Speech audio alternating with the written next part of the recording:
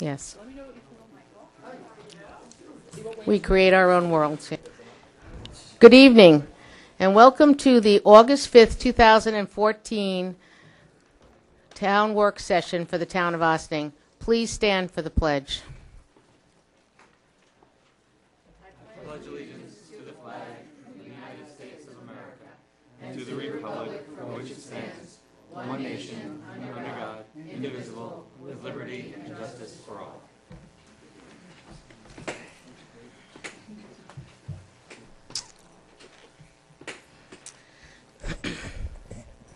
Good evening, and welcome to the town work session. This is a town work session where the board discusses different subjects, and we will be discussing quite a few tonight. We expect it to be quite a long meeting. So our first item, so we won't have a lot of chit-chat. We'll talk as we go along. So our first item on the agenda is the discussion of the proposed zoning changes for local laws 3 and 4 of 2014. First being the GE properties, which is 2 properties on their campus that they would like to have it zoned the same as the rest of their campus, which is educational, business educational. Thank you, David. And we're going to let David Stolman talk about both of these laws, and we'll then move into the next step. This is not a decision-making night by any stretch of the imagination, but we'll go to our next steps on both of these. David? As we discussed at the public hearing, excuse me, GE has acquired 2 properties, very much like they've done over the many years they've been up there. Whenever there's an adjacent... Okay. Okay. I'll try not to chew on it in the process. Over the many years GE has been up there, whenever there's been an adjacent residential parcel for sale, they try to acquire that parcel for buffer purposes. And they've acquired 2 properties. One is zoned R5, single-family residential. The other is zoned R30, single-family residential. The R30 property is up against the Indian Brook Reservoir, and the R5 property is what was known as the Wally Bale parcel years ago. And GE has acquired these 2 properties, and they would like to have them zoned, as you said, to business education, which is the same zoning as the rest of their campus. And that's their proposal. It's pretty straightforward. What would the next steps be on that one?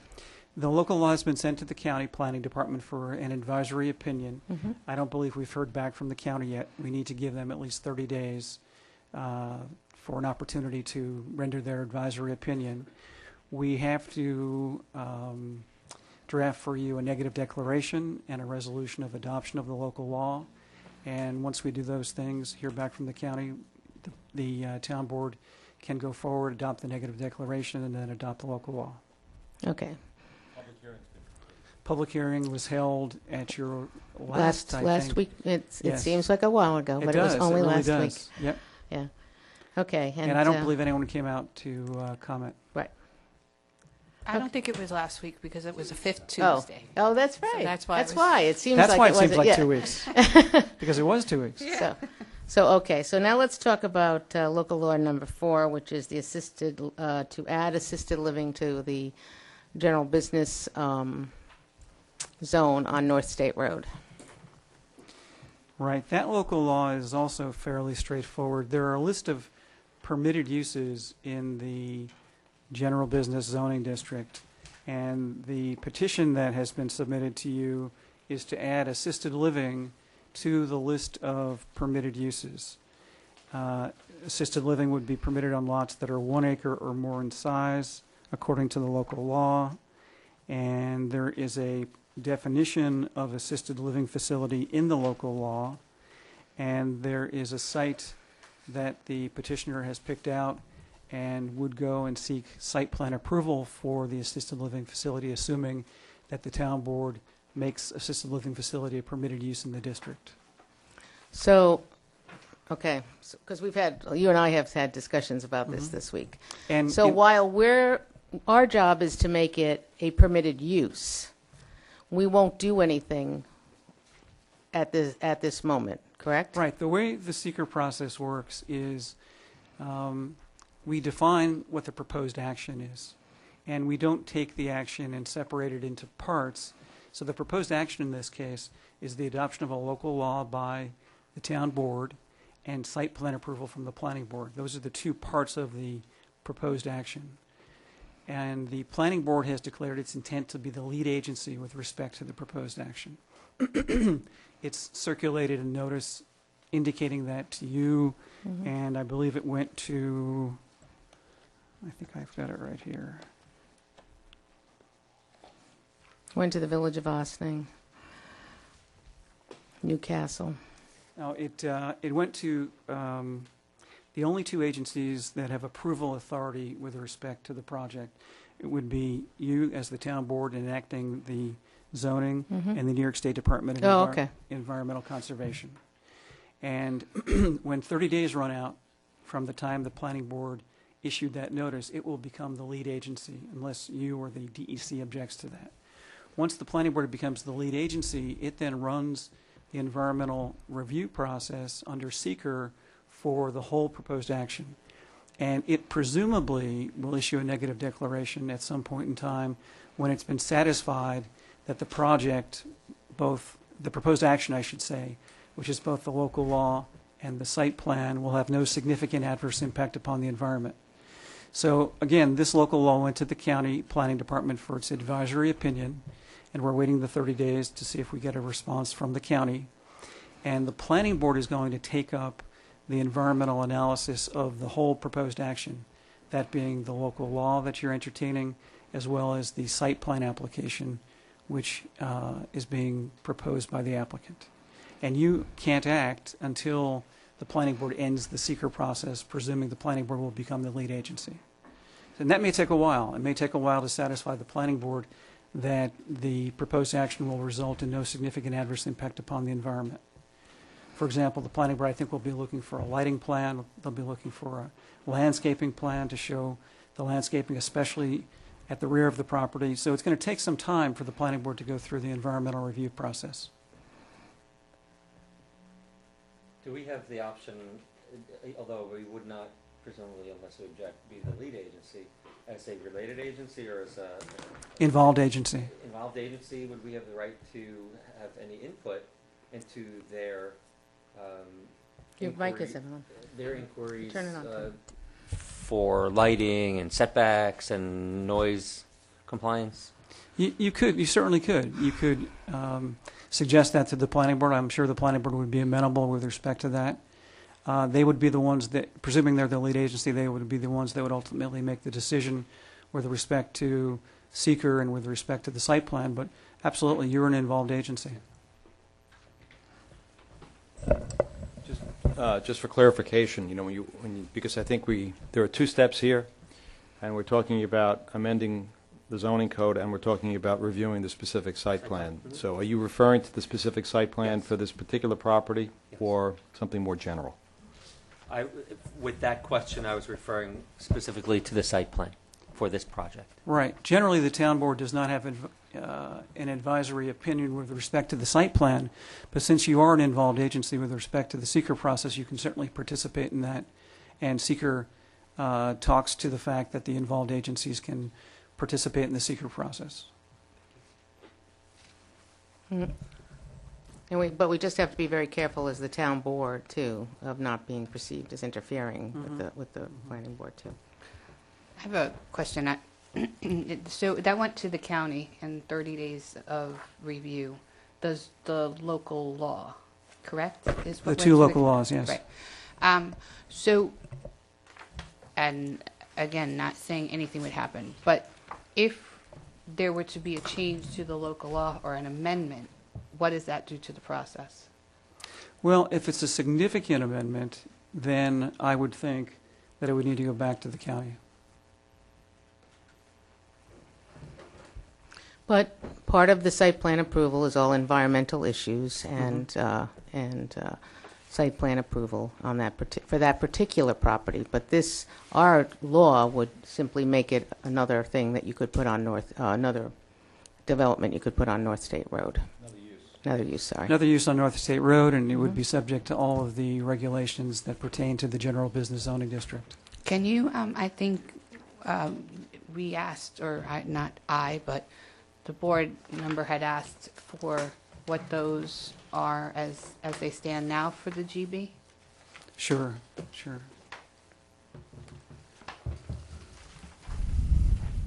This is not the entire GB district. There's more to it than this, but these are pertinent provisions. Thanks. And I'm not addressing the specific site plan, but there's a section 200-18. Oh, here, I have 200-18D, and that's entitled Setback and Landscape Requirements. Setback and landscape requirements for non-residential uses that are contiguous to residentially used or residentially zoned lots.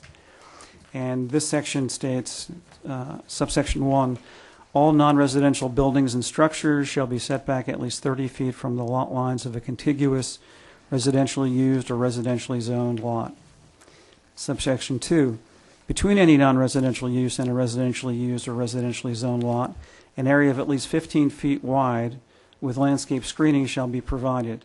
Such planting shall be a mix of evergreen shrub and coniferous tree species, shall have an initial height of at least 6 feet, and shall be planted close enough to create a buffer and adequately screen views of the non-residential use. A 6-foot-high wall or fence suitable in appearance to the surrounding area may be substituted for the landscape plantings. Proper maintenance of all fencing and landscape planting shall be a continuing requirement. All fences shall be installed with a more attractive side facing neighboring properties. 3, driveways for any non-residential use shall be located at least 15 feet from a residentially used or residentially zoned lot. 4, parking areas for any non-residential use shall be located at least 15 feet from a residentially used or residentially zoned lot. Such parking areas shall be screened from adjoining lots with a mix of evergreen shrub and coniferous tree plantings having an initial height of at least 6 feet, a depth of 8 feet, Excuse me. and planted close enough to form a visual barrier. A 6-foot-high wall or fence suitable in appearance to the surrounding area may be substituted for the landscape plantings. Proper maintenance of landscaping shall be a continuing requirement. All fences shall be installed with a more attractive side facing neighboring properties. Can I ask a question? I'm sorry if I'm being obtuse. Number 1 says 30 feet, and number 2 says 15, and I know there's a difference, but I'm not quite sure what does that mean in real life. So is it a difference between side and back, or No, what? no. We're talking in all cases here with respect to non-residential buildings and structures be in the relationship to residentially zoned or residentially used property. Right. Side, back, side or rear.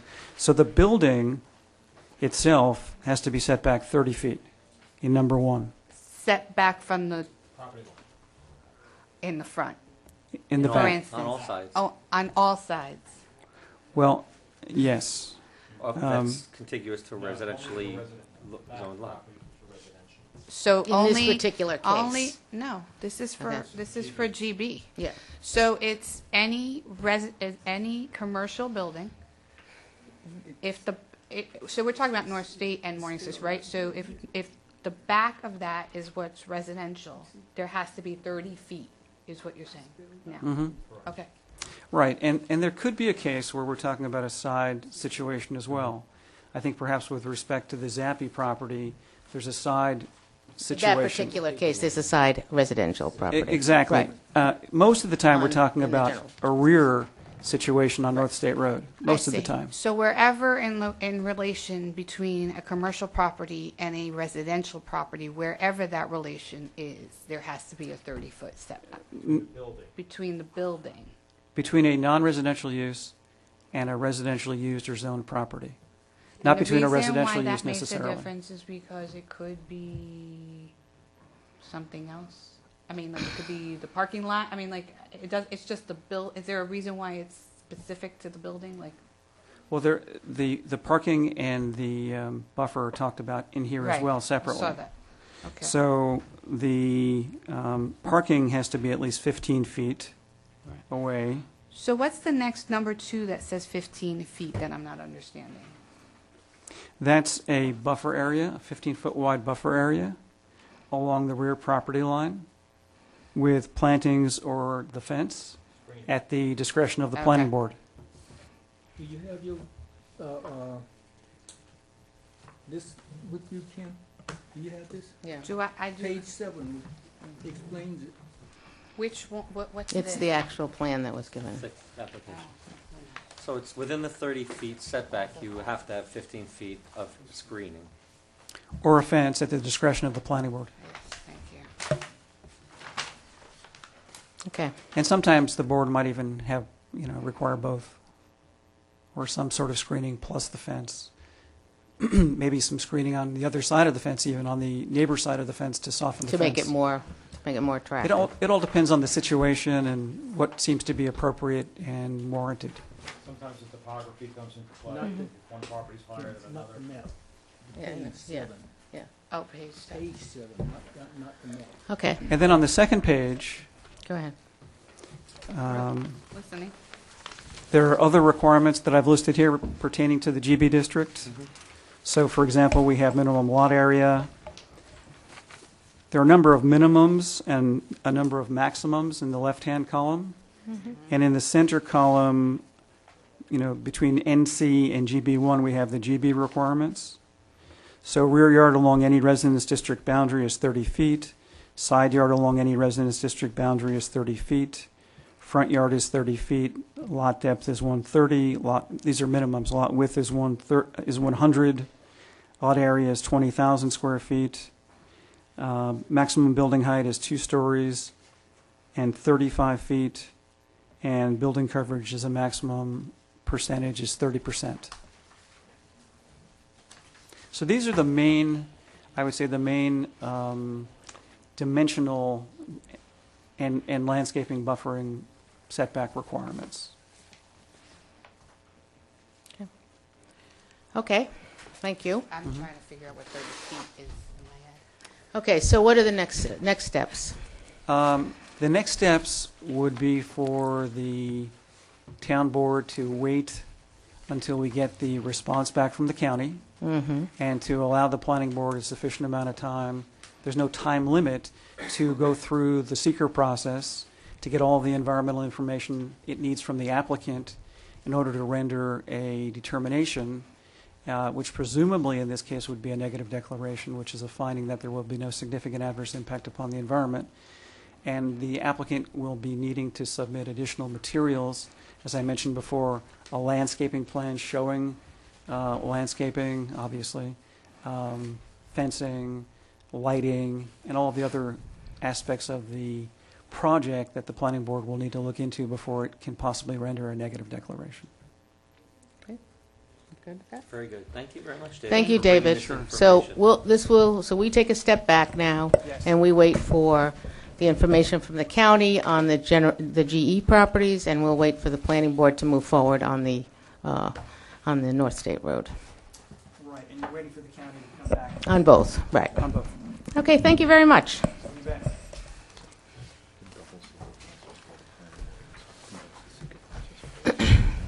We are very tight on,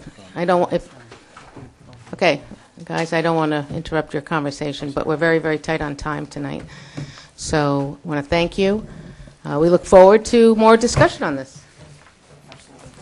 Good seeing you all. Thank you. David, thank you. Sure. Our second item on the agenda tonight is Michael G. O'Connor coming up to begin the conversation on roads. I want you to sit. Only because you'll be more comfortable. Thank you, David. You too. Sure. Okay. I have a copy for the board members, for the town attorney, and for Maddie. So would you take one and pass it around, please? Thank you. Make sure you're talking to the mic, okay? Yes. Now, what you're receiving is an in-house report, was not performed by any engineers. What we did was we just gave each road in town from a scale of 1 to 9, and we assigned it. Now, Granted, some roads have a bad spot in it, but the overall condition of the road may be a 3, but there are places where it maybe needs to be an area attended to, okay? So that's, but the road itself. 1 being the best and 9 being the worst? Yes, there's only one number 1, and there's only one number 9. Okay? The only one number 1 is half of Ryder Avenue, the one that we dug up to put a sewer line through, so it's now a new road. And the number 9, thank God, is being attended to as we speak with the project out at the dead end of Old Albany Post Road. So, and when it gets all finished, it'll go from a 9 to a 1. But that's in progress. That's in progress. That's Right. totally in progress, and I think the board is all aware of that review. So everything else is what's in the middle, what's between everything. North State Road is a solid 2. It's in good shape. And you can go down the list. Now, don't get worried about Dynamite Road. Dynamite Road is actually the old name of the road that goes into Ryder Park. There was a dynamite making facility in there, and the road was called Dynamite Road. So When you go over some of those speed bumps, it's like going over it's right. like dynamite. So now I tried to color code the leaving black 1, 2s, and 3s, and lightly 4, 5, 6. I had to use pink because when I tried to use a red, it obliterated everything. So I used a pink. So the very light shaded pink is for 4, 5, and 6, and the darker pink is for 7, 8s, and 9s. And and again, this is done in-house.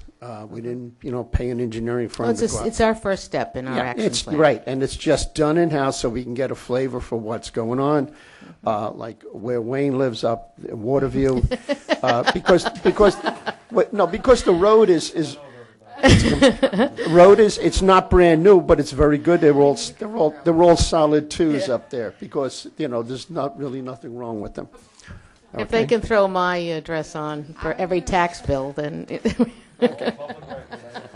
He goes, but that was your choice. It's not mine. Okay, Michael. So if anybody has any questions about this, again, this is, something done in-house to just give us an idea of where we stand with all our roads. I did list a few paper roads so that you can see those as well. Can I ask a quick question? Yes, From your point of view, what was it that made a road a certain number? Well, okay, I listed on the lower left-hand corner the road conditions. A new road is a 1, a good road is a 2, an acceptable road is a 3, less acceptable is a 4, showing stress is 5, needs work is a 6, and when you get 7, 8s, and 9s, needs a lot of work, it's deteriorating, and a 9 is the road is failing. And we all knew that the dead end of Old Albany Post Road was a failing road. And, Or failed. yeah, or failed. So, and there is now we listed McCarthy here, and I want to point that out. McCarthy, to my knowledge, from serving on a board with one of the previous town attorneys, was told that McCarthy Drive is actually owned by the town of Ossining.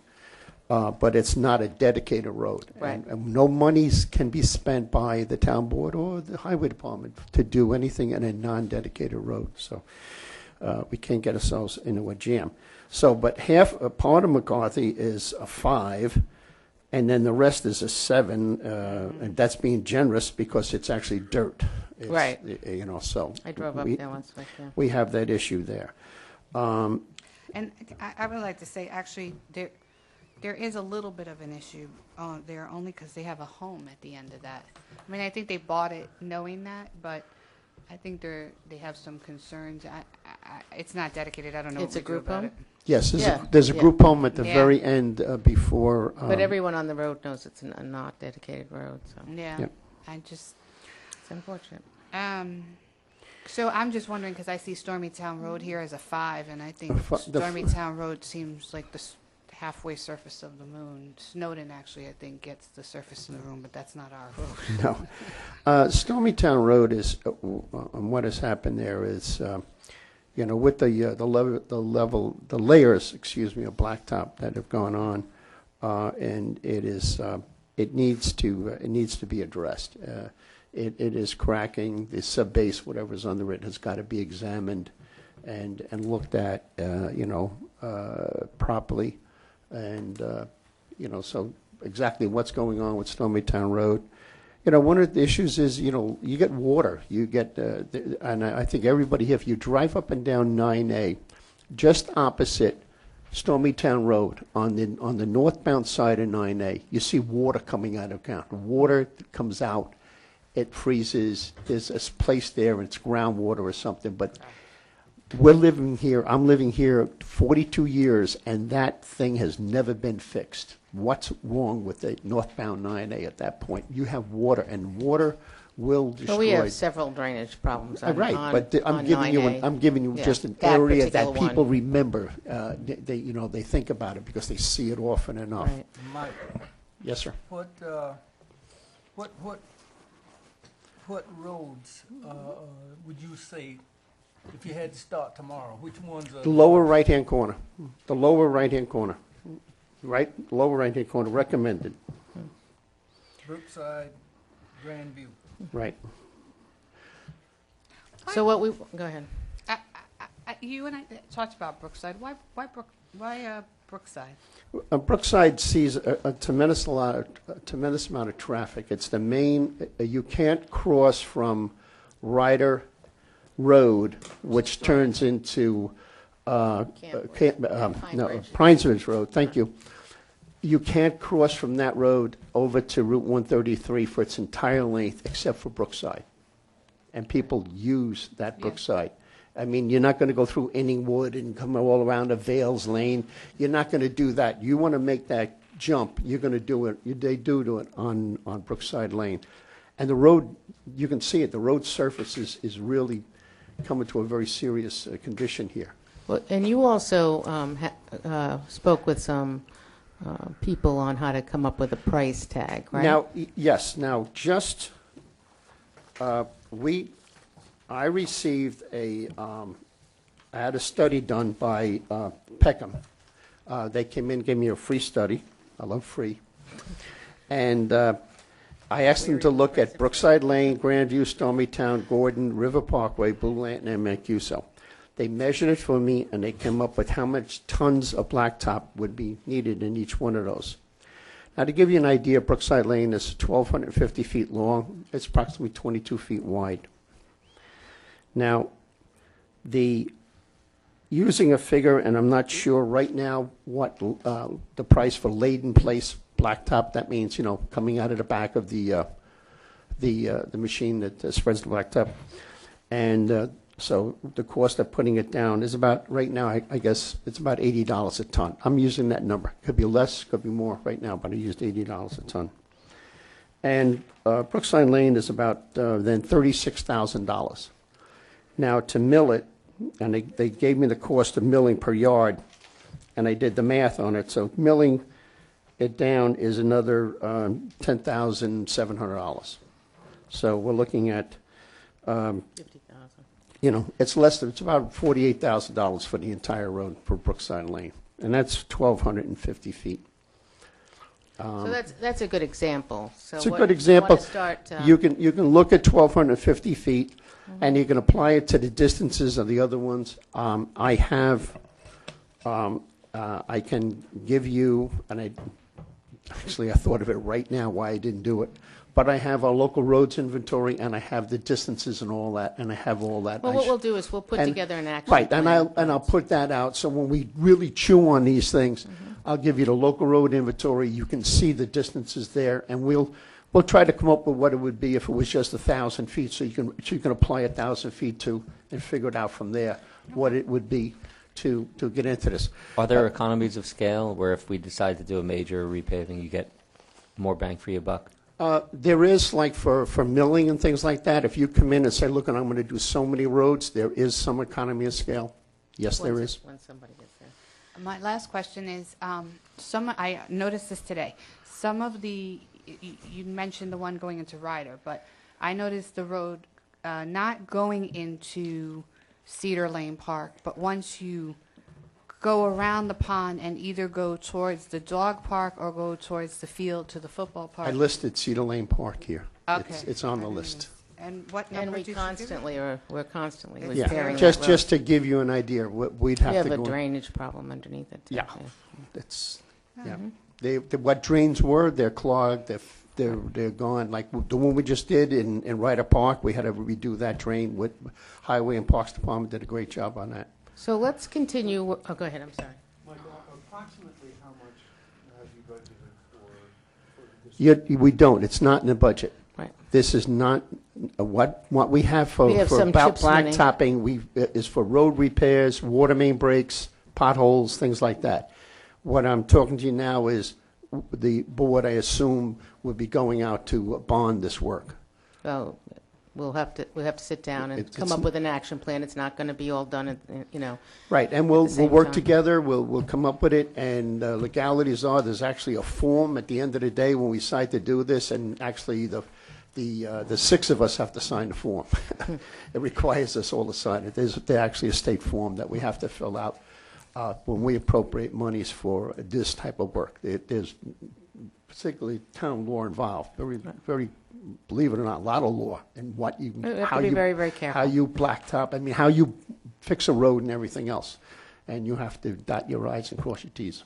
So so we'll still keep working on that, and we'll have you back in front of the board, and you can get some more. I'll bring what I'll do is I'll try to get the local road inventory in a nice Excel spreadsheet that corresponds to maybe what the cost is, so you can see that in relationship to information I've just given you.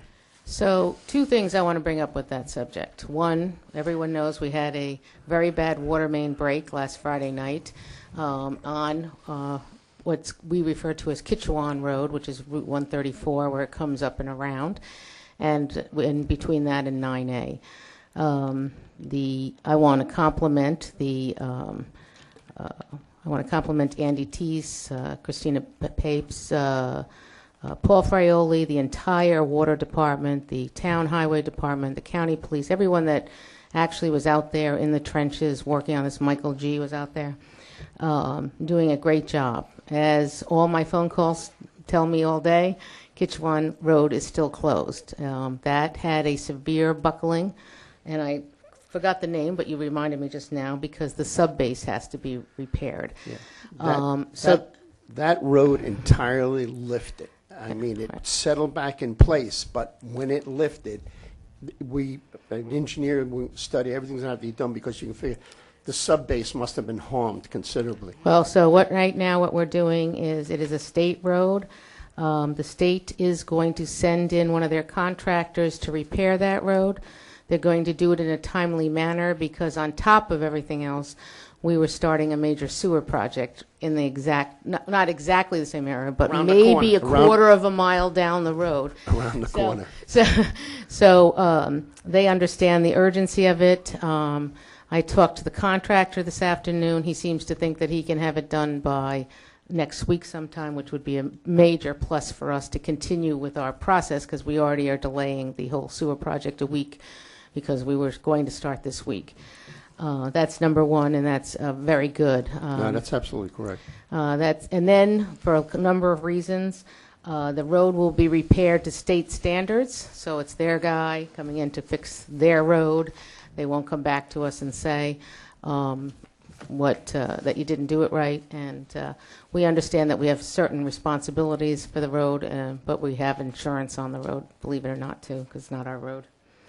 So that's number one. So thank you, Michael, but thank you. You're welcome. And we're going to continue this process. We're going to come up with an action plan. We're going to come up with all sorts of things to get this done so we can start moving. One last thing before you leave, because I'll have an email before I get home. On the double striping, you're still waiting for the gentleman to get back to you to double stripe Right, the they town. haven't, Yeah. they haven't gotten back to me. Okay. The lady stay in the on top of office, cannot answer the question, but Right. I've been, I must have called at least 6 times in the last week and a half to that company, and trying to get in, and I don't know why, but, Yeah, we'll keep trying tomorrow. well, yes. Yeah. I just, one thing before you go. How's the old Albany Post Road doing? How's that coming along? Well, if the supervisor can answer the question, it's at a phase where they're at they've got a lot work done, and the one area that isn't done had to go back for Re-engineering. re-engineering, and then that has to be approved. What we had is we built, if anybody's been to Old Albany Post Road Dead End, it's almost on a cliffside, so it deteriorated. It didn't make it through Irene, never mind Sandy. So what was happening right now is they're building walls, protection walls, that won't appear to be as, it won't be these like when they have traffic silencing walls, but they'll be. So they hit that worst part of the road, which we all knew was going to be very, very bad, where the road was completely gone, and they've just finished up they just finished up the re-engineering of that part of the road, and they'll be coming back. Paul's working with the company and coming back with the pricing for the increase, because there'll be a change order on that. But we're so far into this now, and we have to get that road because we have 8 homes on that road. Just very simple. What they're doing is putting a caisson down, a pipe, 36-inch pipe, and then they knock it down. They drill it all out with a drill, and when they clean it out, they'll put an I-beam in there, fill it with concrete, and then the wall that the supervisor just alluded to is built on that framework of these beams and inside those, encased in those caissons. And That wasn't in the original. No, it all was in the original, but when they got to the very bad area, it was a lot. It had deteriorated even more than when they Did they first tell started. us how much more? Because it cost $500,000. No, how No, much? $1 million. $1 million. We bonded $1 million for $1 that. million. Well, we have, but wait a minute. So how much more do we think it might be? We're not sure yet. We're just trying to find out the pricing. But we have to all remember that this is a FEMA project, of which we have $400,000 already of, and we have resubmitted to FEMA for more money. Oh, So, okay. so good. we already have $400,000 of it. That was always the FEMA, the money you, towards Mike. it. Thank you, Mike. Michael. So just before we start the next item on our agenda, huh? Oh, okay. We're going to take a break, Matt. Any questions that the board has on the police RFP? But just before that, I just want to make an announcement, and I did want to wait for Tom to come back to make this announcement. On Monday, we had our Moody's credit rating evaluation phone. They call it the phone call, and everyone sits around this little phone, and you all chat. And we have worked very, very hard. Catherine Borgic left us in pretty good stead as far as finances are concerned and as far as personnel is concerned. So we took that and ran with it over the last 2 years. And last year when we went out for bond rating, we got AA3 with a positive outlook. And today we got the announcements, and it's thanks to people, everybody at this board, Maddie especially as the budget director, Dale and Tom Warren, that's because you were the representative from the finance department, that we were improved up to a AA2. So it's a major step for the town, and we're very, very pleased. And we will be putting the be putting the statement on the web page and directing people to it so you can read. And it's a lot of people's work, a lot of the department managers working together, and coming up with some creative solutions to get things done. So I'm very, very pleased across the board. So that was my little announcement, because I didn't want to do this and have Tom leave and not thank Tom, because he actually put the document together, the final document, after we inputted all our stuff into it. So, okay. So next is let's go with questions on the police RFP. And first, since you're standing closest to the mics, to the little thing, we'll have the county start first. We'll ask the board if they have any more questions from the county. You had some questions, Madam Councilwoman, and you got a lot of your answers, but yeah. Hit your button. Thank you.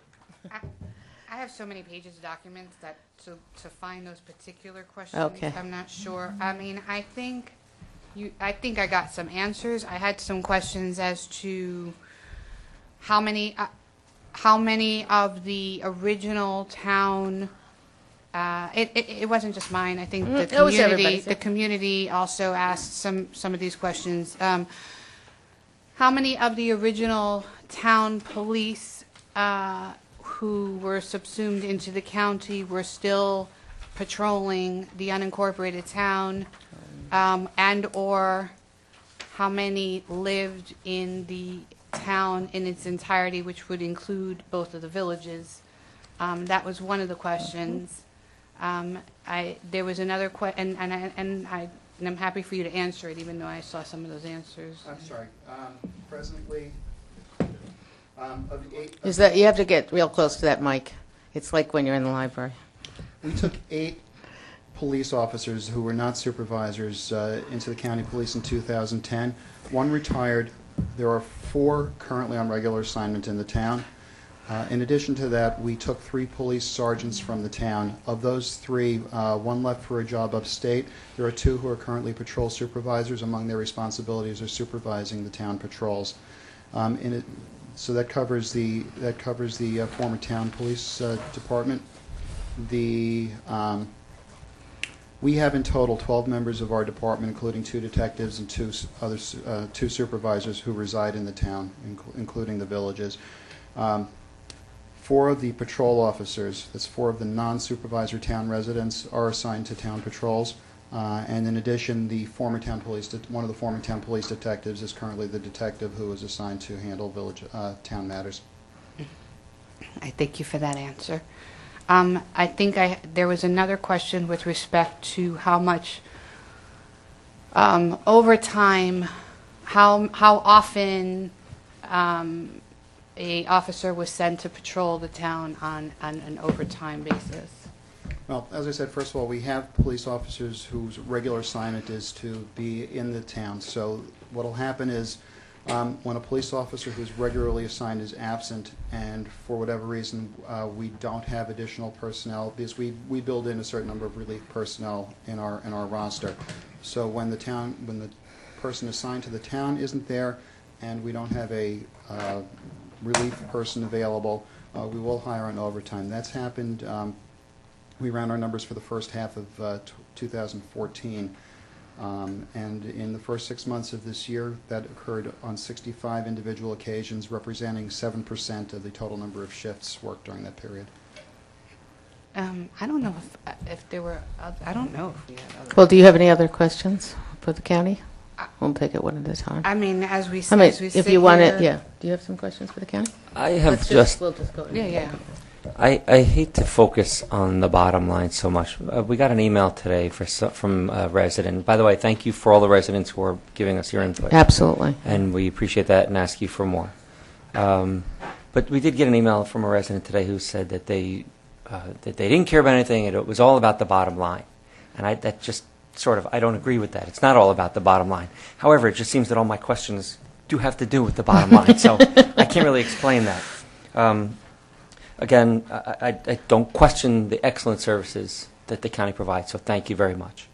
As far as the bottom line, though, I'm just trying to. It's a real issue for me to rationalize the price differential, and I understand there's different mechanisms and there are different models that are being used. So I understand that, but I want to understand if the county can attribute its higher base number to any particular items. For example, does the county believe that it has more training per officer?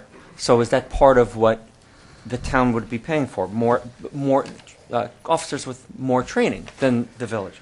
Or is it that county officers typically have more seniority? Or is it, I'm just sort of feeding you some things. Have you identified some of the factors that you believe differentiate why there is the significant price differential? Well, we've looked at a number of things. First of all, I'll say right up front, the county police office, the village police officer top pay is about 90% of the county police officer top pay, and that's just a result of various collective bargaining agreements.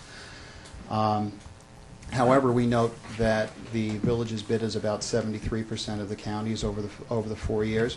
The analysis has been a little difficult because the village hadn't provided a line item costing of their bid as the county provided. So we were able to work from some of the facts that the village did provide. One of the things we noted is that the village appears to be providing the town with a subsidy in the amount of approximately $570,000 over the course of the 4 years. There was a reference at the presentation at the last town board meeting that we addressed where the town indicated it was going to be passing on certain savings, where the village said it was going to be passing on certain savings to the town. We think that accounts for a piece of the difference. As far as the rest of the difference, some of it will come from the fact that the village proposes to staff the contract requirements with a significant amount of overtime. In the beginning of the contract, it looks like close to all of it. Once their new police officers are online, it looks like it'll be approximately half of it. But again, I say that we've done this on the tidbits that we've been provided with. If we had a line item from the village, we'd be able to identify other cost differences. With respect to the items you mentioned, with respect to training and such other items, those don't factor into the specific. Those shouldn't factor into the specific cost differences. It's strictly manpower is about 90% of the cost of providing the service. In our contract, it's about 94%. As I said, we don't have the village's numbers for this go-around. In 2010, in the village's proposal, it was about 91%. So the salaries are the main driver of the difference. So that would account for the difference between the salaries being the village salaries being 90% of the counties. Where the rest of it comes from is based on the passed on savings, which amounts to a subsidy, and the rest we just don't know. So when you responded that there was a $570,000 subsidy, was that the savings, or were there additional savings that you were referring to? Well, that are being passed from the village to the town? As I said, we don't know what the source of the difference is. As I said, the village's proposal is about 73% of the counties. Right. The salaries, which are the main driver, are about 90%. Mm-hmm.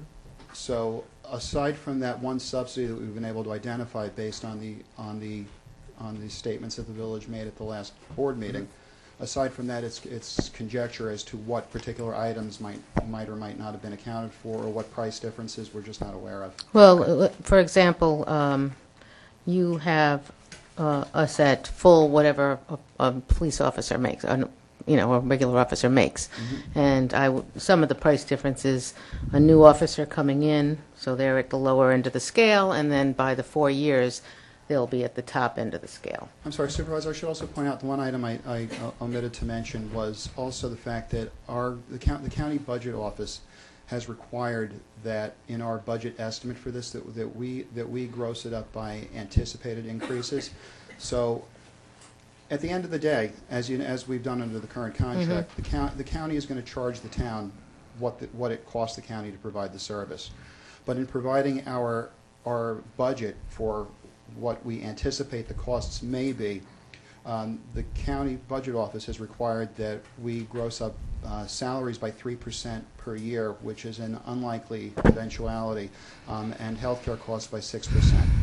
As you know from past experience over the last 3 years, that we provided the service to the town well under budget in each of the 3 years, and that included years that included Superstorm Sandy and a number of other extreme weather-related events where we've put additional manpower in the town, paying extra overtime, and it still came within the budget.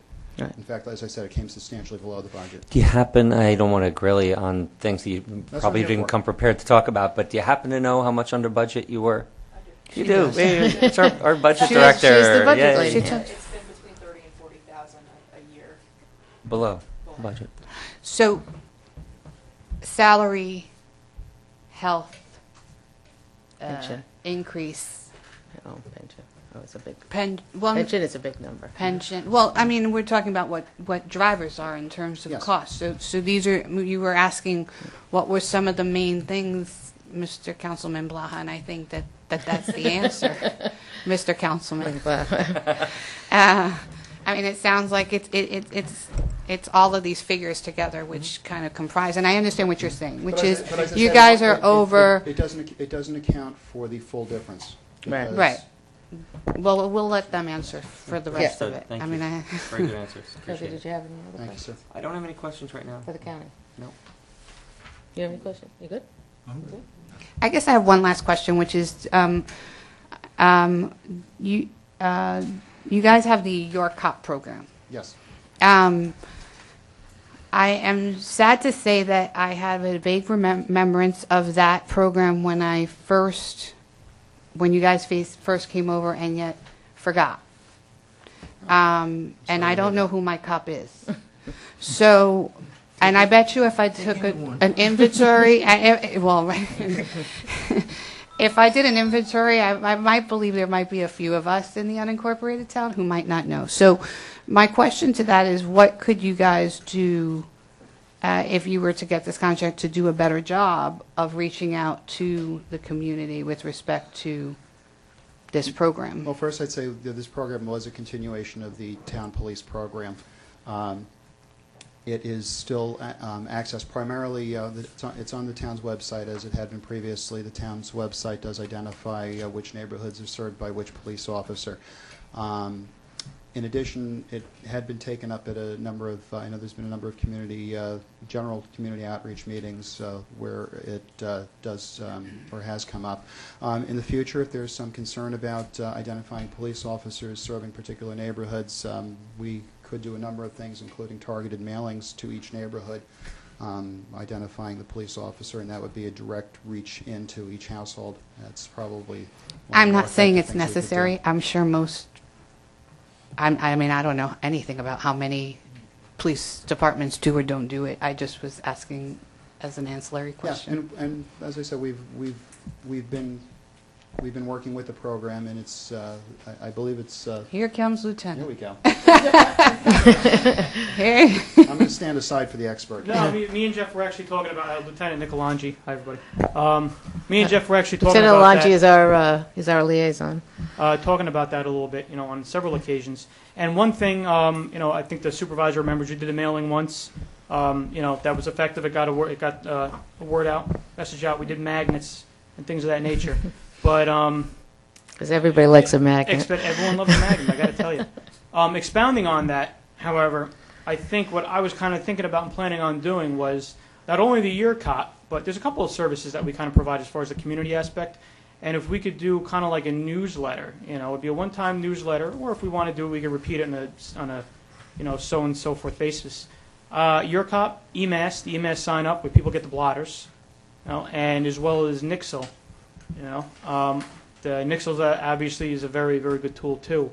And I find that a lot of times, I'll mention it in community meetings, I'll mention it in email and conversations, but I think if we put something out to everybody, a mailing saying, hey, listen, here's the Your Cop program, here's a list, you can identify your Cop, here's some good phone numbers for you to have, here's how you sign up for Nixle, this is what Nixle is, here's how to sign up for EMAS, this is what EMAS is. I think that would go a long way too, so we could actually roll all those programs out into one mailing, which I think, that sounds like a decent idea to me. I think it also bears stating, I'm George Longworth, I'm the Commissioner of Public Safety, that while some people may not have availed themselves to the program or may not have heard of it, You're going to have to get closer to that mic. many officers involved in the program do get calls from town residents, and it's utilized quite frequently. It's not like it's an anomaly no one knows of in the community. I said a few of us. I didn't say how many. Thank you. Do you? This is a question. Do you patrol 9A because you're the town police officers? Yes, 9A falls within the town, so we're Okay. obligated to patrol 9A because Okay. So 9A is whichever in the police town. department gets it would have to patrol 9A. That is correct. That's Okay. correct. Are we good? Okay, does anybody have any questions for the county? And again, understanding that you're our known entity right now, that's, that's probably why, so. And thank you for your email, Lieutenant. We'll talk in the morning. No problem. Thank you. Thank you. Thank you. Very much. So now we'll have the town, the village. Village. We are the town. So confused at this point. We are the town. There was a time when I never I never Made a used the word distinction? town. Oh, yeah. Okay. So, we had sent over questions to you, and you want to, Kim, you want to start? Oh, I yeah, hadn't okay, sent the okay. questions. I do have one question that one is the patrolling of Route 9A is something we have to make sure that we have considered in the equation. We already have a mile of 9A that we patrol. We currently patrol 9A. Okay. Where from? Briarcliff line, just on the other side of Chappaqua Road, to say the Armory turn, just before the Armory turn. Oh, okay. Okay. Good. Good. I was just driving there today, and I said, "Ooh, you start putting all the little pieces together." My other question that I sent you late this afternoon, because you did respond to a lot of our questions, was what is your policy on compensation time? So say someone works, again, because you're going to be relying on overtime. It's not going to be a special event. And you can take it either in pay or in comp time. Correct. So we've talked about this for years. Currently, our policy is we don't allow people to take compensatory time unless we have minimum manpower already. Okay. We're anticipating raising manpower, raising that minimum level to meet your needs. So really wouldn't affect Well, with it the at all. 5 officers, are you talking about, or? No, Oh. with the additional posts. Okay. The Okay, two- so the let's two, say- 2 and 1. Let's say right now, currently, we have a minimum manpower of 5 in the 3 to 11. Right. If we were to go forward with this, we'd have 7. So Right. what we do is we raise manpower across the entire department. You can't take compensatory time unless we've already met those minimum staffing requirements. Okay. So it really wouldn't affect it. Do the officers know that too? Do they understand that? Because I know that, and I'm just telling you from my history, and we've had these discussions before. So I just want to make sure that everybody is on that same page, right? Well, the PBA was represented at the last meeting. Mm-hmm. They were, absolutely. It was my understanding that nothing's perfect, but yes, they are behind it. Okay. I have a question about the structure and authority and lines of communication. While the village and the town enjoy a lot of intermunicipal agreements, and there's a lot of harmony between the village and the town, I know that's not. It's not past 9 yet. She's singing. Historically, or just in general, that's not always the case. Whether it's this community or any community, there's not always harmony in affiliated municipal entities. In other words, if the town has a specific need for anything relating to the police, I would want some sort of assurance, safeguard, something that ensured that the town would not have to go through layers of bureaucracy. My understanding was, and I don't know this on a first-hand basis, but my understanding was previously that there were some issues as between village and town. I can't even identify what they were, but when it came to authority, that the town somehow had to take an additional step to get what it wanted. And I don't know how that plays out for police services, but can you sort of figure out what I'm trying to say and elaborate on that? I can. Well, we asked you that in a direct question too. That when we sent our questions we over. understand your concern, and what we would do is the chief of police would designate a liaison permanently to you, and you would have a ranking member of the police department. You would not be compelled to go to 16 Croton Avenue. You speak right to the police.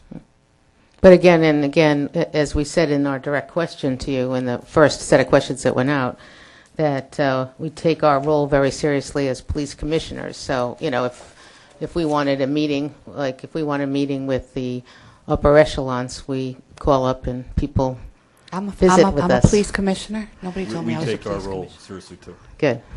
Am I a police commissioner? Yes, you are, man. No. How come nobody told me I was a police commissioner? Do I get a badge? No, you you have a don't. whistle? We Do I don't. get a badge? The town does not have badges. No. So, in terms of staffing, I'm sorry if this is a very simple question and probably has already been asked and answered. The staffing for the town police coverage, those aren't dedicated town staffers, you would interchange whoever's on your force to cover. So one day an officer may be on town duty, and another day that same officer might be assigned to village duty. Absolutely. Okay. And we think that's a positive.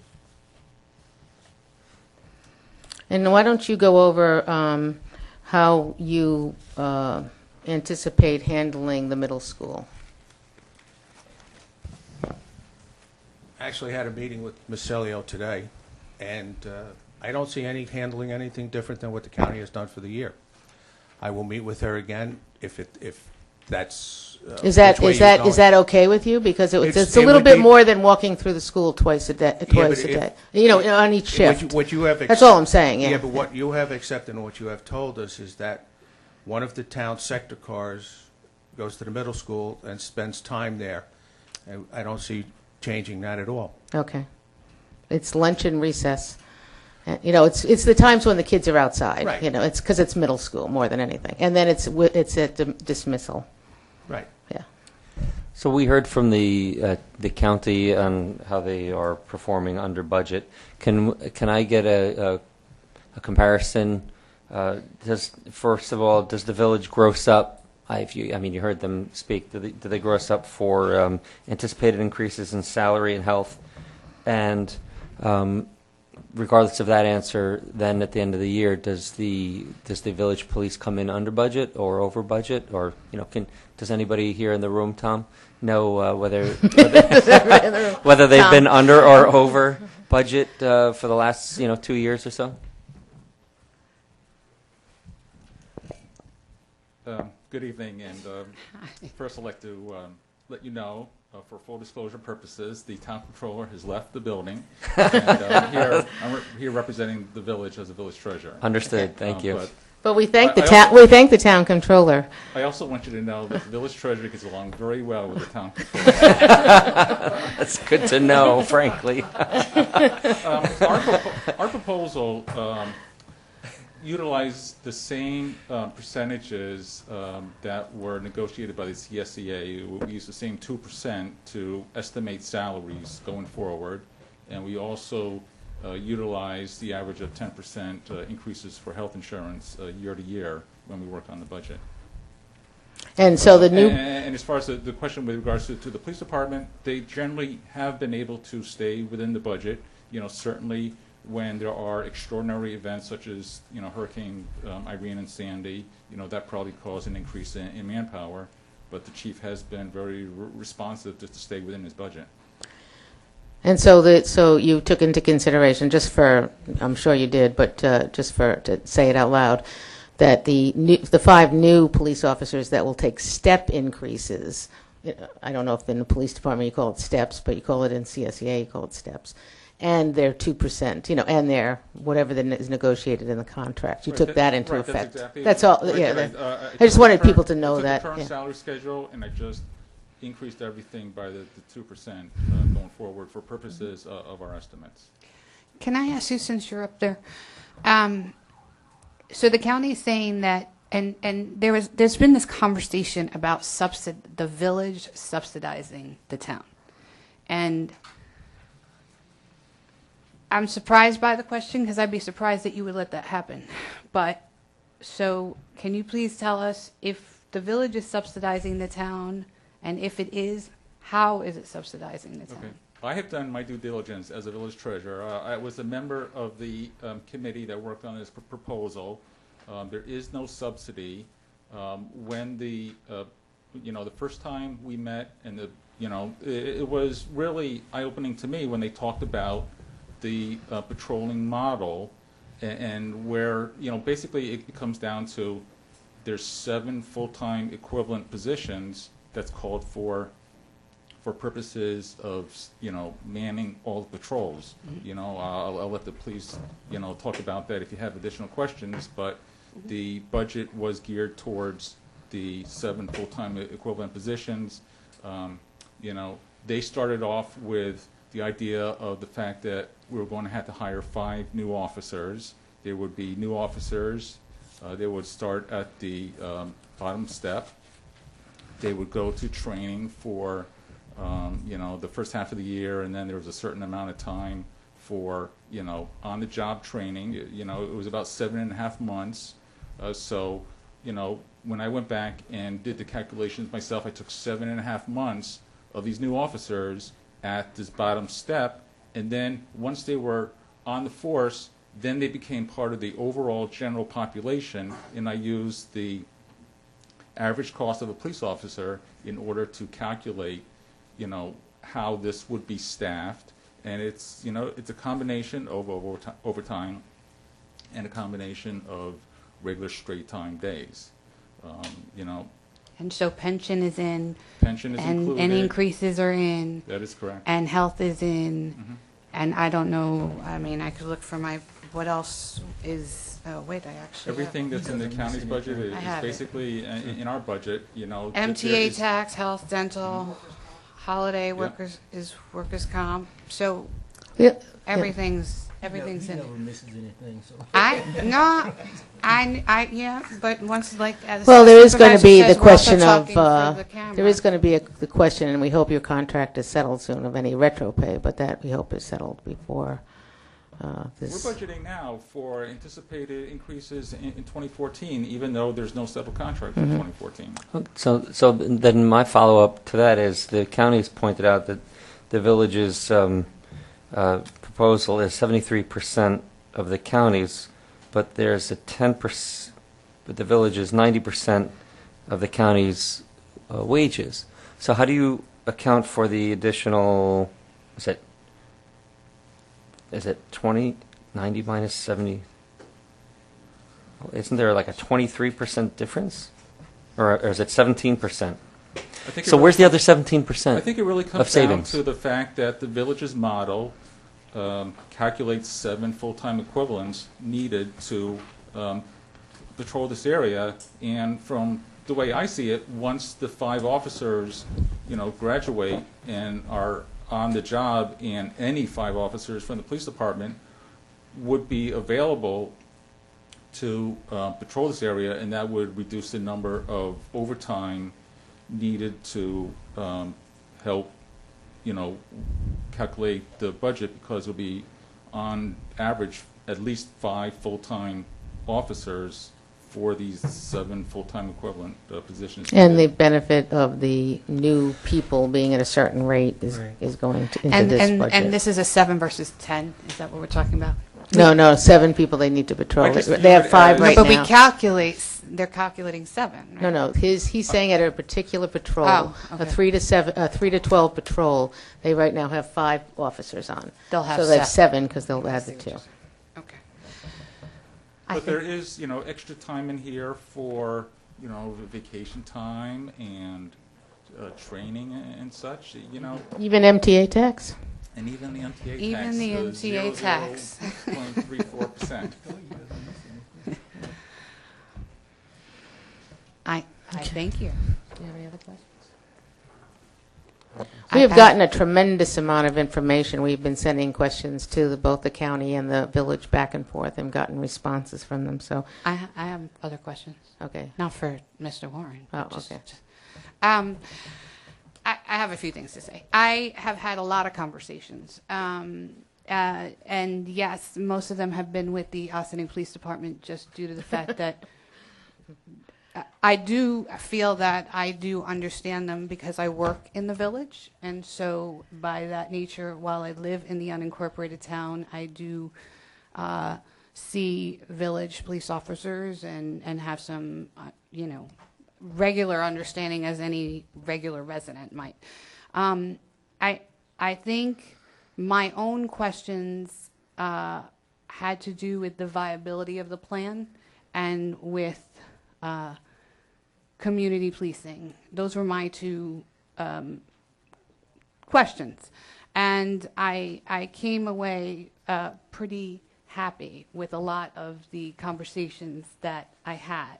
And I think for those who are watching, it would be beneficial to hear, people hear about overtime and questions about that. But I think that the viability of your plan, I felt very comfortable with once I heard it, and I'd be happy for one of you to talk about what that is, that it's not, because as an unincorporated town person, I just thought we're talking about somebody who's really tired all the time. And that didn't make me completely comfortable. But I understand that there are things like double days and different shifts, and that somebody in overtime, if they do overtime, might be doing it here, might be doing it there. There's shifting. And so I thought maybe you could explain that way better than I just did. I'll try. Just answer yes. We're not that big a police department. You know, we are compelled to hire to do this. And the sergeant pointed out, there's money attached to new hires that are savings. Like we put an officer in the academy yesterday. The village will realize some savings from that officer moving up through the steps for the next 3 or 4 years. We took that and we applied it to the town because, quite frankly, the only reason we were hiring these 5 officers is because of your proposal. So if you look at the proposals, they get closer and closer as it gets, and it's probably more, it's a one-time savings. But we think in the long run, it's a tremendous advantage to the village for this relationship. It makes us a stronger police department and the town outside. Because of the way our sectors are so laced together, regardless, I mean, and we have a great working relationship with the county. We had a good example of that yesterday. It worked out really well. Still 2 police departments. We feel one police department is even better, and because of the way we're meshed together, it makes us both better off. To your question about overtime, currently we have a general order that doesn't allow you to work too much overtime. We have the same concerns about working too many hours as you do.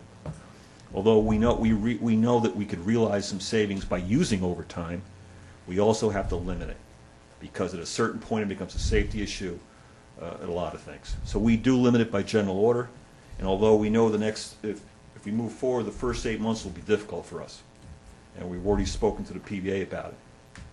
But we think we can move forward with it and realize those savings at the same time while staying safe based on our regulations on working a number of overtime hours. I thank you. I want to reiterate that I've had a lot of conversations, and the supervisor has mentioned that we have gotten some emails. You know, would I say a lot? If we took percentages of residents who generally respond to things, it might be considered a lot. Over 30, maybe 40, maybe 50. We have a good percentage over what a normal response would be for anything that you put out there. I will say that I didn't do an overt statistical analysis. I would leave that to others, but we are. I think today is really for questions. If you no, I would like to say what I'm thinking. I think that people have a right to hear. I think there's still a feeling of a vacuum, and I would like to say that there's not a vacuum. There's conversations going on. They don't hear from us, so they don't always know where we stand on anything or where we're thinking. I think that's an incorrect statement, but that's your. I'm that's happy your to share what my thoughts are. And I don't agree with that either, from my own personal I think we're very knowledge. transparent. Well, I'm not saying that anybody isn't, but at this point, I feel like the unincorporated town has no idea kind of where the board is, and I understand that we have received a lot of information. We've received numbers, we've seen proposals, we've asked questions, we've got answers. I'm not really sure how much more. I don't have much more to ask. I don't know what else there is to ask. I'm sure there are other people. And I've really done a lot in terms of asking questions of things that I was concerned about. We are getting a lot of emails where people are, for the most part, stating that they, too, would like the Ossining Police Department. That's a true statement. We can print them out. That there is a I'd be conservative if I said 2 to 1. I'd say 3 to 1. The overall impression that we were getting from the population is, first and foremost, that there is a continuity of community issue. That people do like the thought of that with no disrespect at all to the county, that they like the services that they've gotten from the county, but that there is something to a police department which is a connection between the village and the town, where I think the comment was that was 56%, it could be 50%, it could be 48%, it could be 60% of the officers live here. I don't know if that includes those who, if that's just who grew up here and moved or live here themselves. And I'm happy to ask that question. Sure. Okay, I took a survey of the officers on it, and as of the last hire, 36 of the 56 members either graduated from the Ossining High School or were in Ossining when they graduated, like Mr. Hackley behind me. And out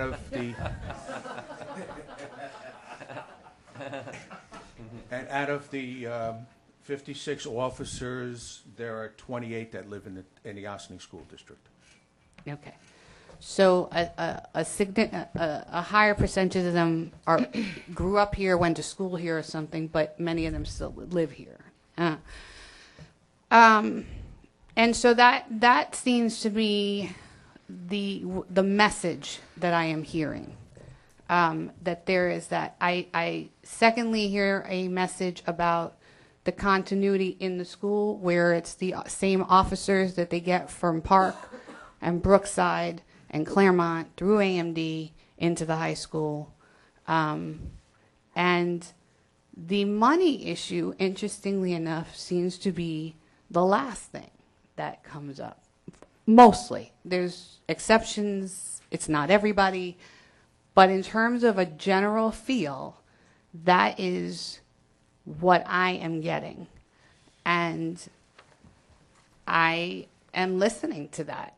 I'm just saying I'm listening very closely to that. And I just want to say that. Eric, do you have anything to say? What?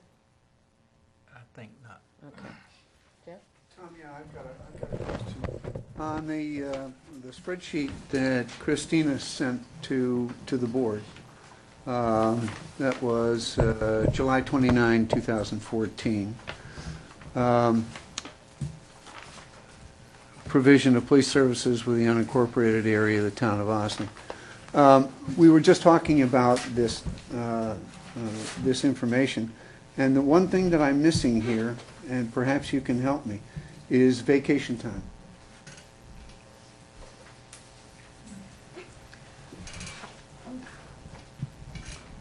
All time, such as. Do you want it? All time for like training and vacation time and oversight, supervision, administration, everything is included under wages for patrol services. You know, we followed the county's example, and they just listed salaries. So we have, you know, wages here, and then we have overtime, which is like overtime for like, Right. I guess like a Route 9A traffic accident or something like that, or maybe an arrest that goes Right. after the shift. But everything's included under wages for patrol services. So if vacation time is an issue, then it would fall in that category. If it was not calculated. Right. Yes. Okay, thank you. I just want to make an appeal to the residents who are watching. Please continue to share your thoughts and opinions with us. I haven't run any statistical analysis, but I read very carefully what you say, and it's very important, and will be given a lot of consideration for my vote, but there's a lot of factors. But I'd like to hear what you're thinking. So please send us your thoughts. Thank you. And to just wrap it up, that's really all the questions that we have, because we've gotten a lot of the answers, and it is this board's job to do its due diligence and to review everything that we've gotten and to come up with the solution that's best for the community that we serve. So I thank you all for coming tonight, and I thank you all for not bringing lots and lots of people, but you may gladly stay for the rest of our agenda. This will be like the last time when the entire room cleared out. But I want to thank you, and we'll be making the decision within the next 2 weeks. So thank you very much. Thank you all. About the Ryder Park batting cages contract for JCYS. Want to talk about it for a few minutes? Your mic is go. It's fine. Well, first, maybe some people on the board want to talk about the fact that, what their feelings is on it, and then we can talk about the exact contract that we will be voting on if it's decided next week. So. Let me be up front. I support it wholeheartedly. Okay. This is the one out on the grass. I think we should take a step back and sort of read Okay. that, 'cause I know that there's representatives here in case anybody knows. A representative? Which we told them. We said, don't send a crowd. There'll already be a crowd here. We told them, you can stay back. No, they're all the A playoffs. representative. Yeah. I think that we've heard a number of presentations from the JCYS. I'm satisfied that this board has taken a very thorough and careful approach to asking questions, investigating, taking time, not making a rushed decision. Talking And to the parks people. I'm sorry, talking to the parks people, going out to the site, investigating. I've been out to that park in that location dozens of times, just as a resident. And I'm I'm ready to take a vote. I'm all for it. Okay. I have a We question. agreed on the location, Yes. 'cause that was the only. No, it's the one over by Yeah. the baseball field. Yeah. It started in the tennis court. No, that's the No, Briar. that's the Briar. that's- I understand. These are two different Yeah. proposals Yeah, you completely. got This it. is the one that's always, when you and I walked the thing, it was always the one over by the field where we were a little bit concerned about the downslope of the hill and how many times would you have to jump into that little drainage ditch to get the ball. But, it's, I would just reiterate my initial concern was that something be put in the contract where for some reason the items fall into disrepair, that we have the ability as the town to say either fix it, clean it, paint it, do something with it, or that we would have the right to go in Right. and take our own and appropriate steps. that the nets will be taken down after season, not just the winter, after season, and they'll be your responsibility. And I don't mean to be pointing at you when the TV looks like I'm pointing at them, right? It will be JCYS's responsibility to maintain those nets. And other than that, the way that the current system is, the last one that we saw in front of us, which no longer had the yeah. So it will just end up with 6 poles during off season, and then the nets will go up. That can be moved, right? That can be moved for when the guys mow the lawn, because that was the nets get caught in the lawn mowers.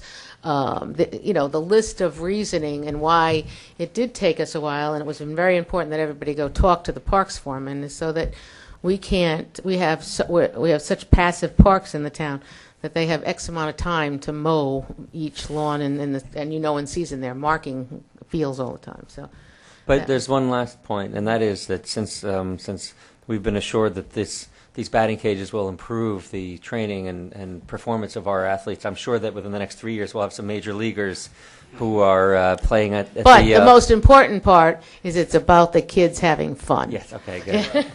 To answer your question, Councilmember Blau, we actually had 5 teams this summer go to the playoffs, of which we won our first game in the semifinals yesterday. Oh, great. Congratulations, that's great news. That's good. But it's most important that the kids have fun, right? Absolutely. Can I ask? Yeah. Thank you. I have one question, and I think it might be to Wayne, though. Just don't give my address. 1,000. I think Morningside Drive. yeah. Just be like, I live on Morningside Drive. What's your address? It's the use for, because this is non-exclusive. That's correct. So what is non-exclusive mean? That sounds like a simple, but Does that mean if they're playing and somebody else is playing, they don't get exclusive, or do they get? Why does it not say first right of refusal? I guess is what I'm wondering. Well, parkland, we are prohibited from allowing any exclusive private use of our parkland. So anything, just like the Briarcliff use of its field, same thing in But they get to use it first. Well, we have a system in place through our recreation department of scheduling of use and games.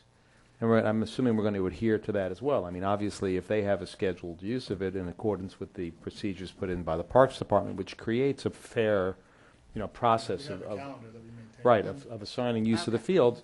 But at such times, if that is not in use, it's open to the public. You can't close it. No, You I can't didn't close mean it and say that you can't use it because Right. it's ours and we own it. It doesn't work that way when it comes to parkland. No. I completely understood we that. we currently have a cage up at Veterans, and we share that with the high school softball team and some of the other teams Okay. as well, so it's not exclusive use. Can just passersby walk in and have Toss a a picnic ball? in there, or Absolutely, they cannot, because it's a fence facility behind the maintenance yard. but say, for example, when you install, if in fact this gets passed and you install in Ryder Park, is there, if it's not being used by JCYS or in accordance with some schedule, can somebody just walk in there and be there, or can somebody from JCYS say, oh, no, sorry, you haven't signed up for this, you have to get out? Just like they could any of the playgrounds or anything. Oh, no, else. you can go out on a field right now and bat a ball. It's all about the scheduling of the games and the practices and stuff, and that's what's important, because it's not just baseball, it's softball, it's soccer, there's so many different sports happening simultaneously. Okay. Yeah. And that's all done through the community center Right. area that is. They have this meeting of the minds, That's right. and I never want to go to one of those meetings, but I can imagine what they're Try like. it sometime. Yeah. We are meeting with Briarcliff Manor this week too, to talk about what they have, their proposal and where we are with that. So we have arranged that meeting too. So do you want to go over a little bit the contract you put together, Wayne, or do you have it with you? I'm sorry, I No, put you on the spot. I know all about it. Okay. Since I did put it together. Or stop or spot. Pretty standard, actually. Form. Basically modeled off of other agreements we've had regarding parkland. I mean, it really does provide, like I said, the non-exclusive use. It also provides, of course, that it's that they're going to construct it at their cost. However, according to the approved specifications, which you've already gone over, and at an approved location, and that at the end of the day, they're going to provide the routine maintenance for it as well, and they're going to agree to make any improvements, any work has to be approved by the town.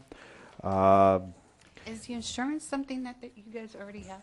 That's correct. They already have insurance, and there's an indemnity provision in the agreement that, of course, in connection with actually the use or actually anything covered by the contract, whether it's the construction, the maintenance, any aspect of that, there's an indemnification insurance provision as well, and those are really the main provisions of the agreement. It really just governs the fact that they're going to do it at their expense, non-exclusive, as we stated, indemnification, maintenance. They're responsible, obviously, to make sure that it's not used in adverse weather conditions as well, and just general provisions along those lines. And again, we'll continue to maintain the grass there because we cut the Correct. grass there anyway. And it does become town property when it's put in the So we get 6 poles. That's well. There's no changing of the ground or anything. That I'm going through a lot of different irradiations of this thing. So it's very basic right now. It's just to get some practice in. No machines.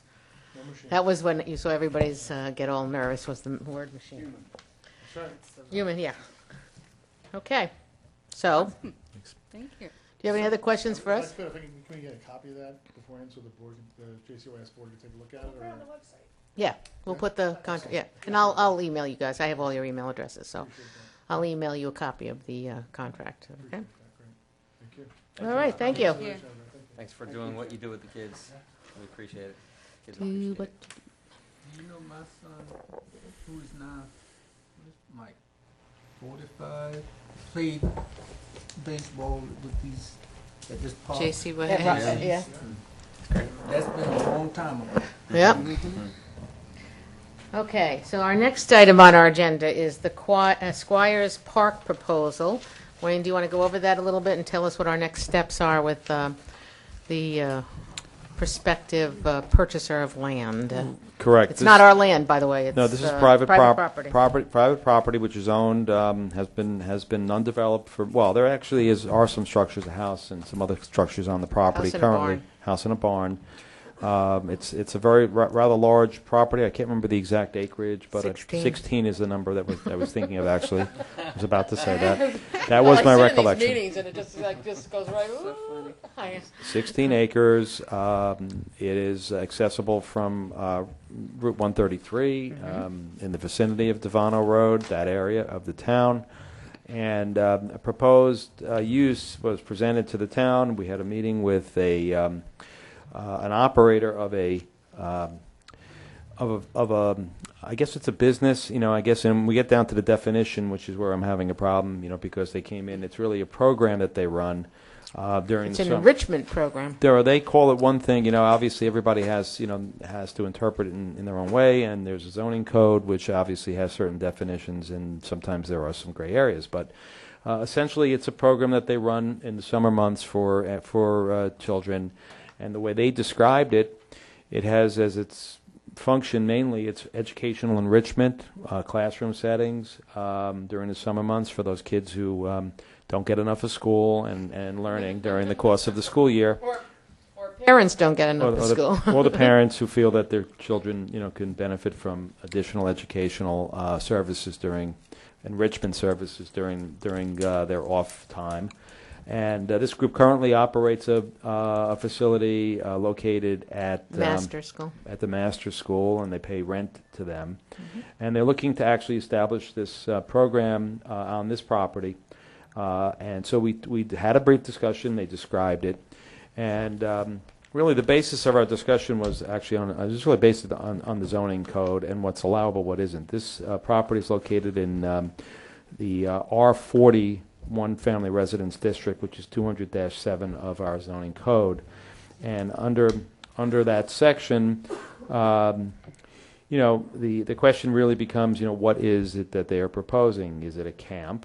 Because it is run during the summer months, or is it something else? And section B2 of our code, of that section 200-7, provides a use within the R40 district with by special permit upon approval by the Board of Appeals, which really means the zoning board in this particular case. And for whatever reason at the time this was enacted, it was determined that the zoning board be the board to grant the special permits in this particular case. Now, special permits, depending on could be granted by any of the boards depending on how the code provides for it.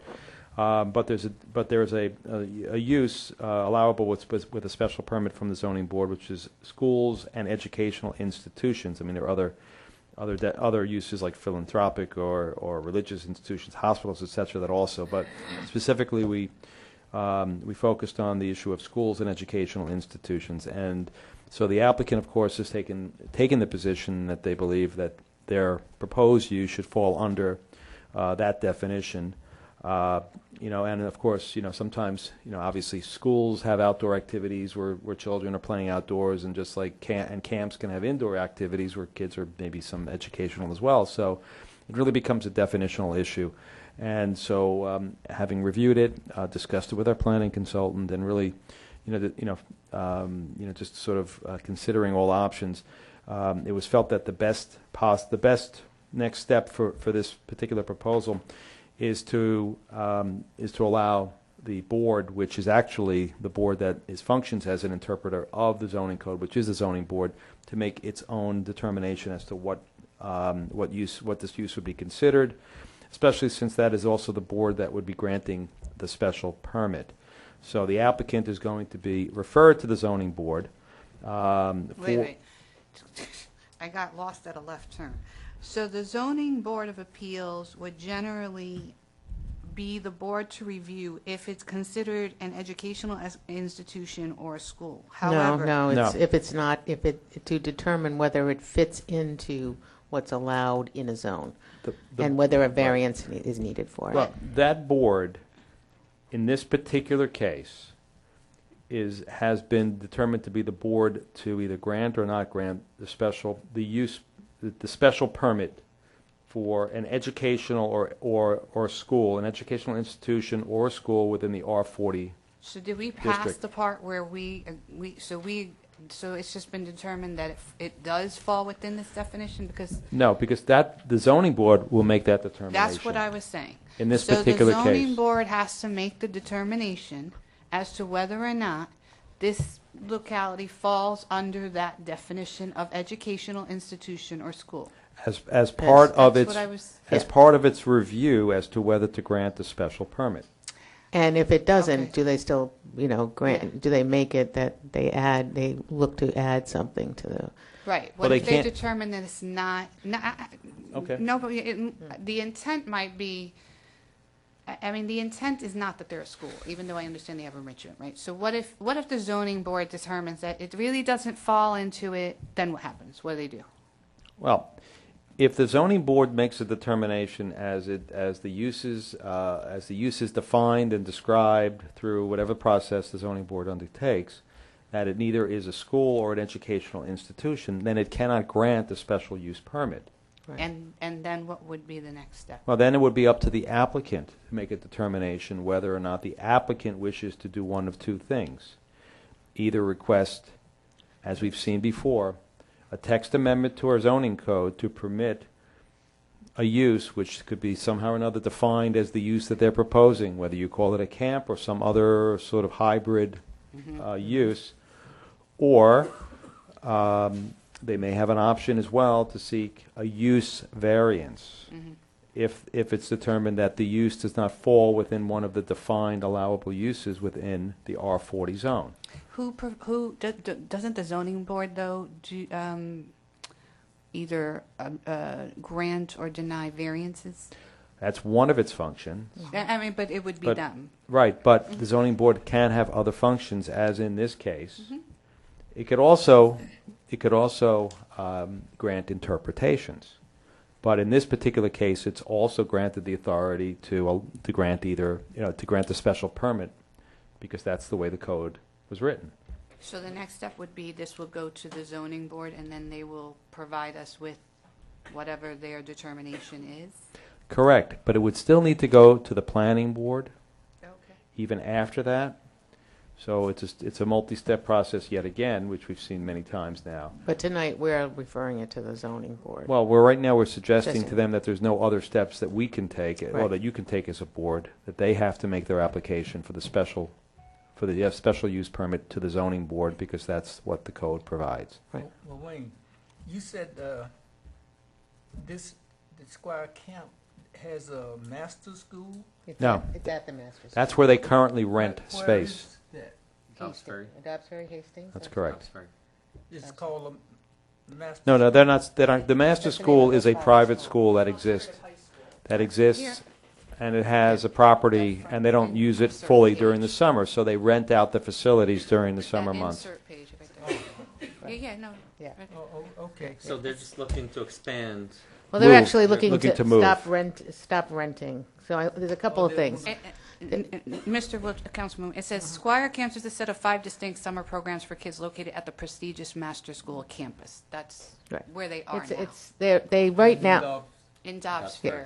they actually rent the school grounds for the 7 weeks right now. So what they're looking for is to have this educational enrichment program, because it's not, he kept not referring to it as a camp. On the booklet that they gave you, there's also a sports camp, but they're eliminating the sports camp completely. And their program is for the children get choices of classes to go to. So it is an extension of school for 7 weeks in the summer. So it doesn't interfere, because our first question when they came in was camp. We don't want anything to interfere with our camp programs that we already have. But it's not like our camps at all. It's In fact, every building has to be air conditioned. Children don't like to eat lunch in the outside or picnic tables or anything. So, But they do have a sports program now. Is there any way to restrict this use to not Yes. permit organized sports? Right. Yes, they're because very that's open. was part of our concern for the neighbors. You Right. know, too. Yeah. They're very open to, reasonable limitations. I mean, in discussions now. Granted, discussions were informal. Right. But we discussed various issues such as, number of children, which could be maximum numbers. We've discussed issues about transportation, how it's going to work. I mean, these are things that will definitely come up in the context of any application that's made. That's just one thing. How do they, maybe you don't know, but how do they get their students? I mean, who's going to volunteer to go to school for all summer? Oh, lots. I don't think it's a volunteer thing. Yeah. I think it's a. It's more of a sentence. I think it's that the parents say you're going to this camp, and it's a day camp. It's not an overnight camp. It's a day camp, and the interesting part is in that booklet that you got a copy of. It tells you, like, you can say, I'm a computer. Not today, the other couple weeks ago. I'll get you. If I had the money that they have, I could see one of my children would actually like this. There are Yes. some kids who are, into, doing science. Well, all the they time. have a cooking school They have in there. hey. So they have, They could and be aspiring the chefs. The biggest thing that they see any kids doing is going out for a swim. But they were talking about how we talked about. I said, there's a "Are you pool on the looking?" premises. There's already a pool on the premises. It's an old mansion too, and they're going to use the building, and it's going to they're going to put another building in there. So I go, "Is it going to be like pavilion-like, so the kids' noise?" And he goes, "Will it be young children yelling a lot?" It And- says cooking, science, theater, Legos, yeah, they can take a Legos crafts, class. Yeah. music, Yeah. computers. I know. It is so anyway, then what the child does it with the parent, of course, helping them. They pick out their courses that they're going to take, and they get served a hot lunch every day. So it is not in the ballpark of an average camp. It's quite expensive too. So they have people that come. They use teachers. I mean, these are all. And every single person in the place is a teacher. So it's like a licensed teacher. So it's an interesting concept, and the rest of the year, the house, the buildings will be used as his office, and his mother comes. She's the reverse. What did she say? She was the reverse snowbird. She comes up in the winter and goes down in the summer because she used to run the camp. So now she comes up at the beginning of the camp and then goes right back down to Florida. So So it's very exciting. But you know what? Let's refer it to the zoning board and see what happens. I mean, that's the only thing we can do, frankly, Yeah. because Can we restrict it from being subdivided? can we restrict the property from being subdivided? Yeah. He wasn't going to subdivide it. so I don't know. I think that Some sort of a you mean restrictive covenant into the sort of thing? future. I don't know. Just I mean, in the thinking out event loud. they close the camp down and some future Well- owner during the wants. life of the actual, or Yeah, do like you what mean if in the general? camp? What if the camp starts losing money and they decide they want to subdivide and start selling off 1 acre lots here and there, so that the campus per se shrinks, but they start. I mean, that would probably be during the site plan approval process that that can be looked at. It would be. And they also. Did they buy it? Currently, I don't recall the name of the owner of the property currently. I don't. But they also offered that, that we discussed with them possibly having hiking trails through there, especially not when the 7 weeks when the kids are there, because you don't want people walking on your property, but using the parking lots that they would have to have. So we don't know if they bought this property or? No, they have not bought the property no. yet. This is a very, very preliminary. I mean, this would have to be, obviously any contract that they sign would have to be subject to approvals, I'm sure. Oh, yeah. So that will go to the zoning board. Any problems with that? No. Nope. There you go, sir. Okay. Moving right along. Take a vote to do that, or is it No, just? just to go to, no, we're just referring it to the zoning board. It's just really a discussion of what Yeah. occurred. Yeah. We just want you to I know. vote to refer it to the zoning board. You can't take votes during work sessions, except if it's a special meeting. We're going into a special meeting after this, so remember, it's 9:20. I told you that. Anyway, the next item on the agenda is the Cadillac contract for Lewis Engle Park, and that's my little thing. This Friday night, and every Friday night, you should come down to the waterfront because we do have a concert series going down there with the Village of Ossining and the Town of Ossining together, putting together a great concert series. This week is the Mike Risco Band, and it should be a lot of fun and exciting. Wobble Cafe is always down there having food available for purchase, and you can either do that or bring a picnic basket with you. Huh? You're singing? And Victoria Garrity is going to sing one song. What song? Okay. What song? We're working on that. You can make a request on Facebook. Okay.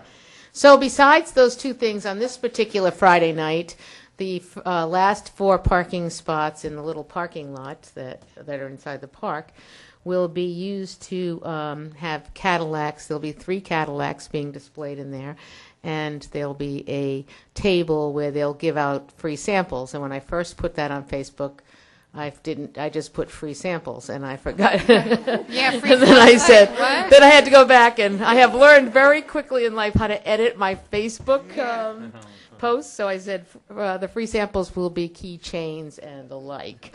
But it's to show some interest, and they're going to make a nice donation towards the concert series. So just to be there, I will personally be down there with them on Friday night. I will meet them early and set up and everything. I'll have my lawn chair and my picnic basket there. So come on down for the Mike Risco Band this week, and it's Powderfinger next week. Yeah, well, not yeah. Powderfinger next week, and the week after that is KJ, and the final week of our concert series, because hard to believe we're already into August, will be the Old Mill Singers. So they'll be performing on the 29th.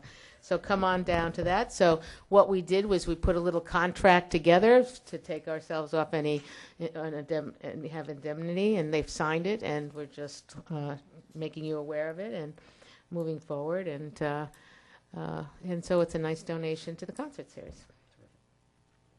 And I will not be sitting in the Cadillac because I'll just be looking. Or will I be modeling them?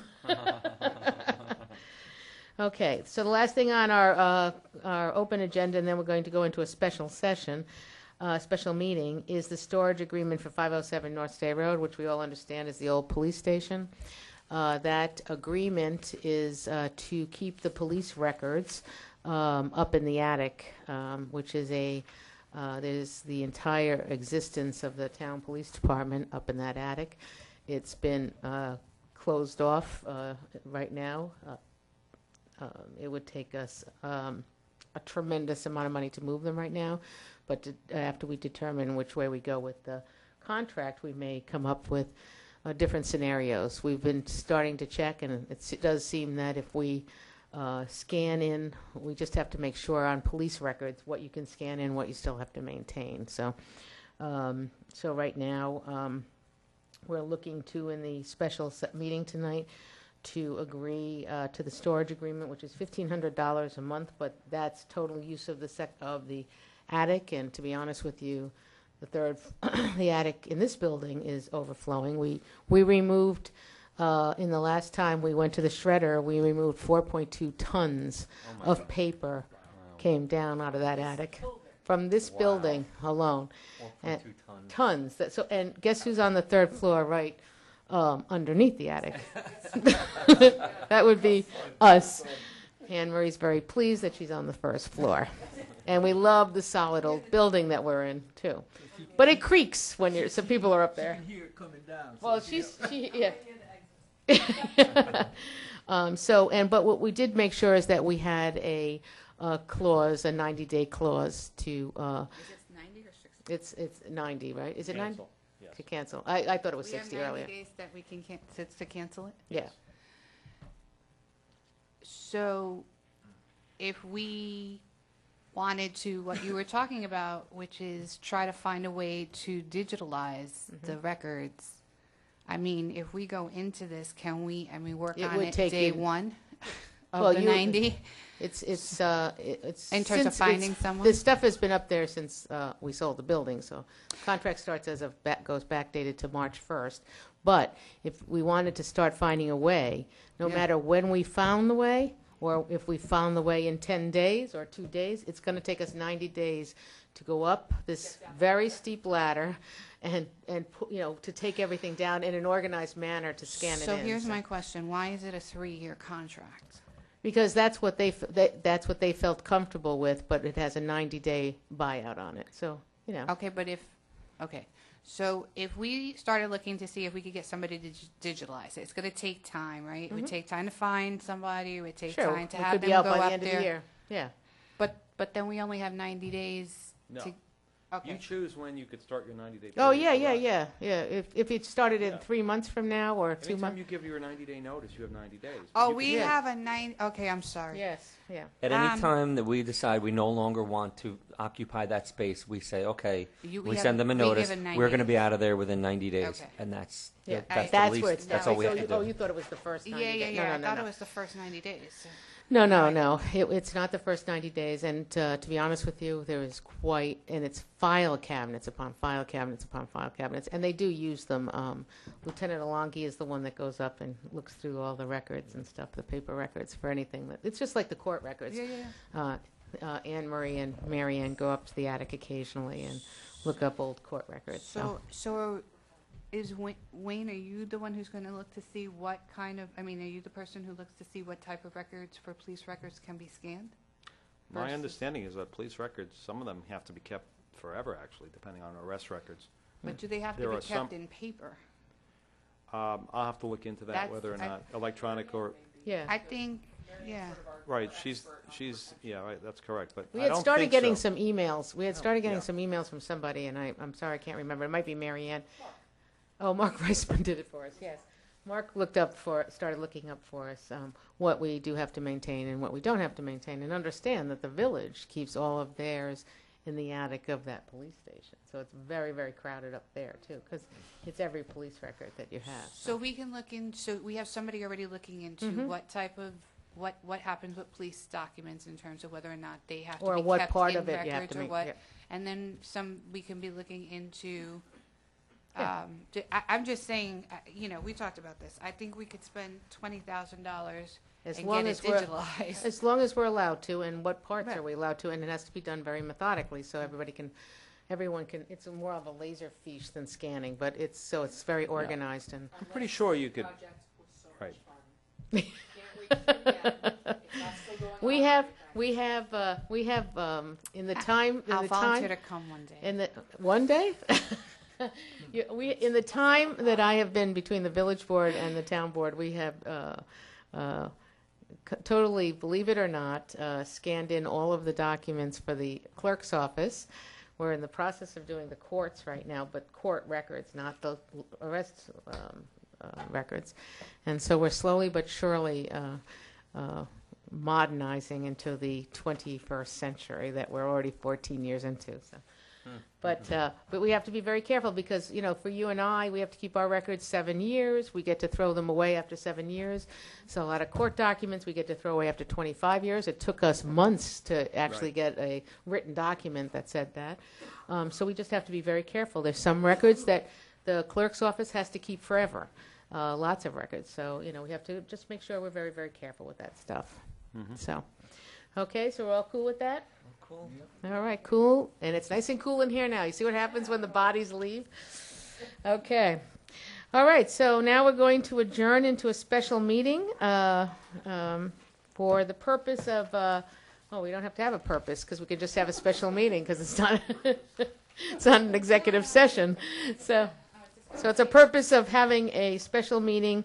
There's just some things that could not wait that we thought were important to get done this week since we did lose the week last week.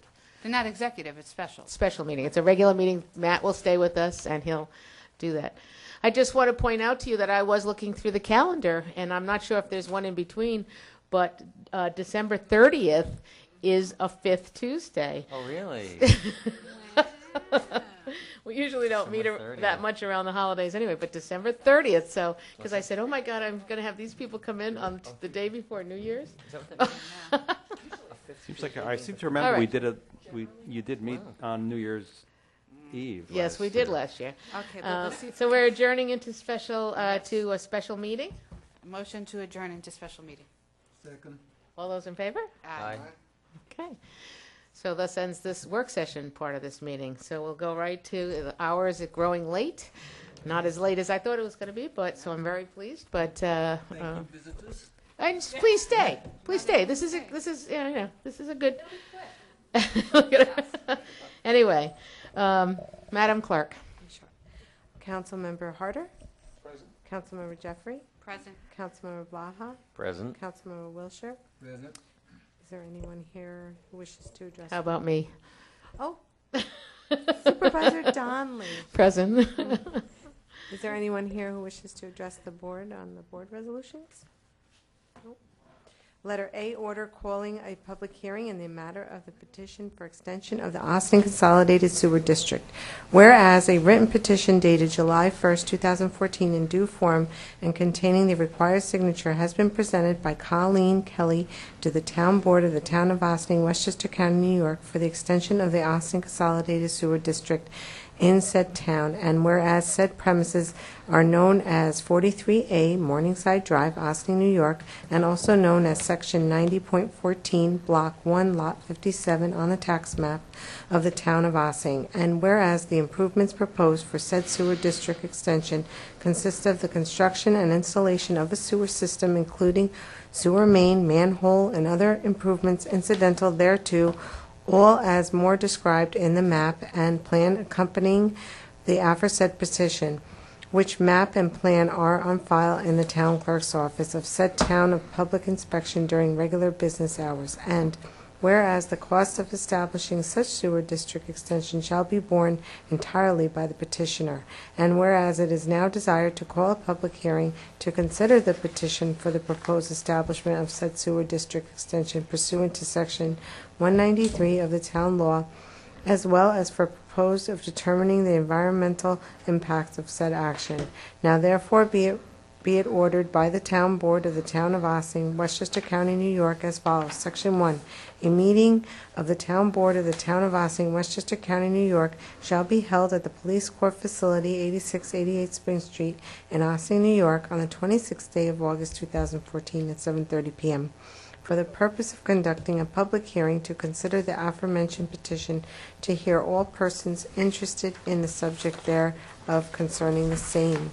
Section 2, the town clerk is hereby authorized to directed to cause a certified copy of this order to be published in the Journal News and posted in the manner provided by law.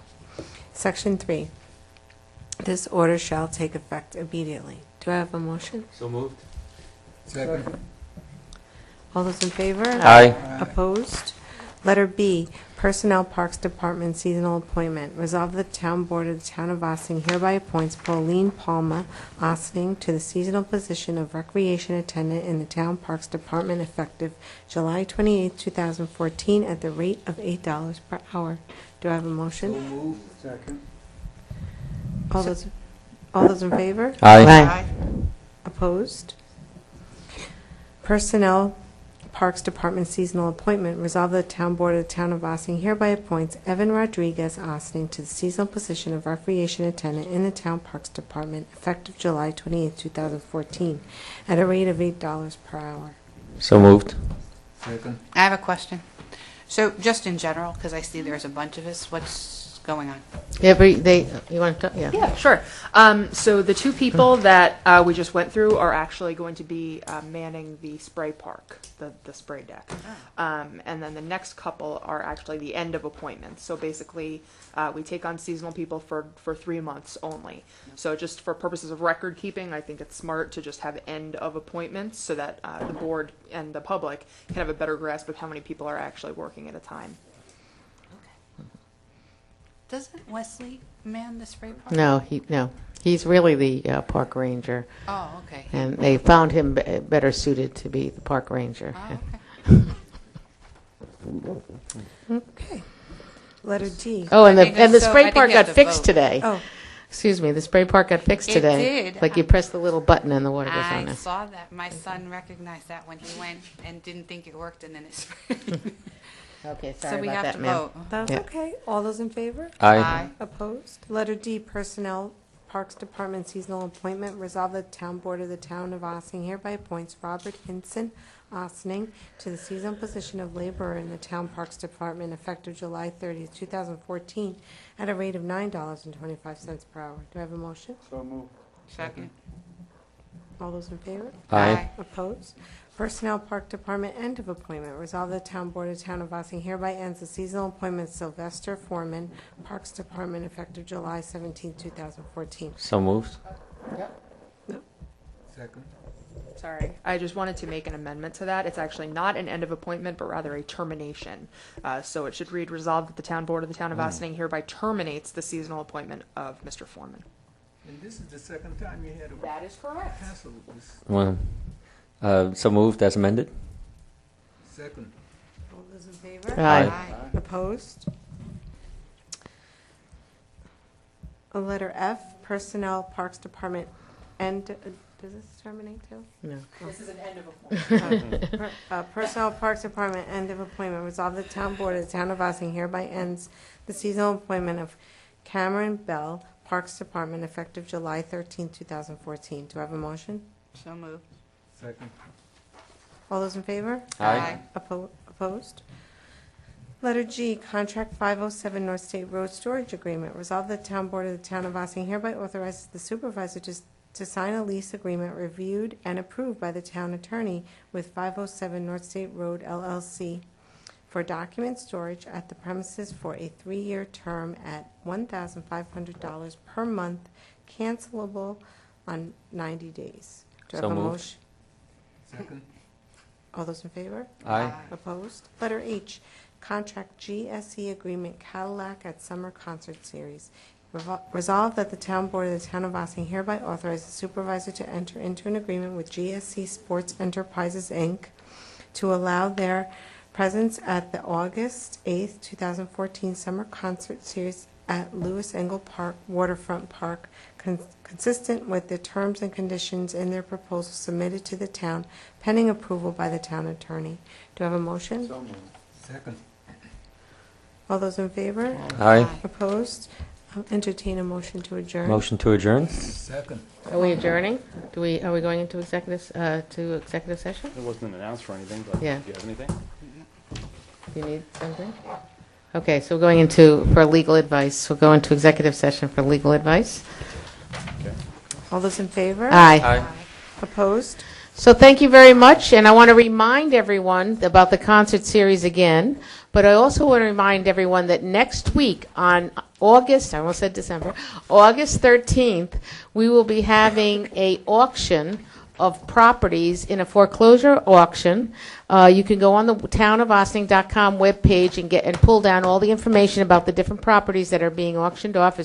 There's 3. There's a 10-lot unit. There's Priestley Street, and there's 94 State Street. So I want to thank everyone that worked very hard on putting this auction together, and we hope we get a good response for it. So that's the 13th, and remember, every Friday night we have a concert series at the waterfront. And enjoy your week. Stay cool when it's hot, and we've had a beautiful summer so far. Stay dry when it's wet, and we'll see you next Tuesday at the courthouse on Tuesday night. And have a great week. Thank you.